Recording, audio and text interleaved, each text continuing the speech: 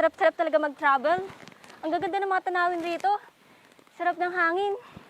Nawawala yung problema mo pag tinitignan mo yung mga tanawin. Ang sarap sa pakiramdam. Kaya nga eh, sana dito na lang tayo nakatira para kita mo palaging tanawin. Ewan ko na siguro kung magkakaroon ka pa ng problema nun. Ay, teka, matanong ko lang. Ano bang pangarap mo sa buhay? Matagal na tayo magkaibigan pero hindi ko pa rin alam kung anong pangarap mo sa buhay mo. Visit ka. Simple lang. Gusto kong libutin yung buong mundo kasama yung papangasawa ko. Wow, sana ako yung kasama mo. Ikaw? Utot mo. Hindi kita mapapangasawa, no? Kadiri ka.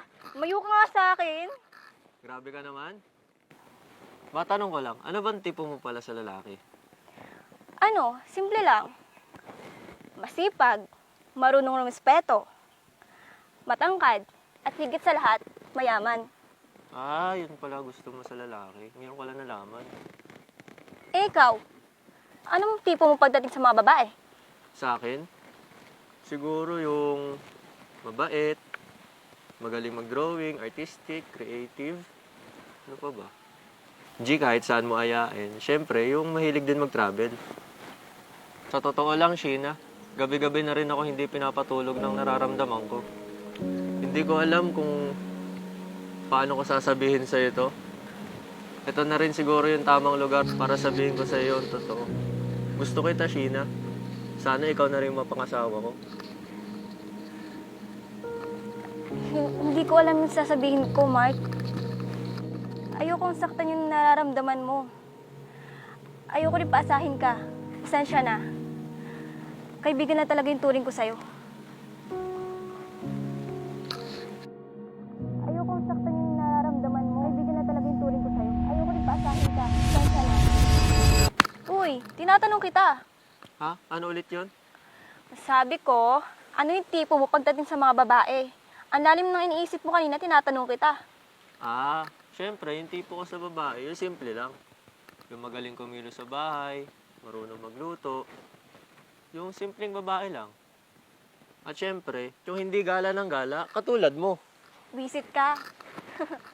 Okay. Gugutom ako. Kain naman tayo.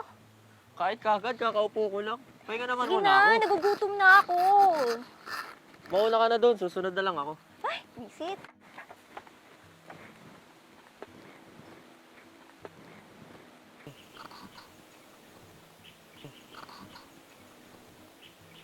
Sa totoo lang, Sheena, matagal na talaga kitang gusto.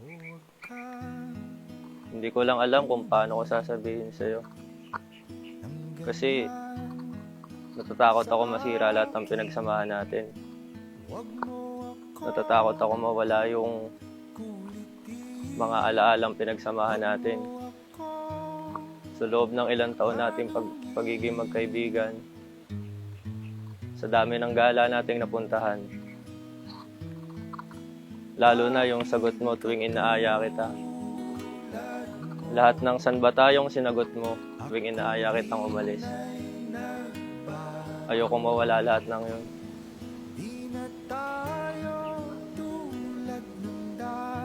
Kaya siguro, kailangan na lang tanggapin.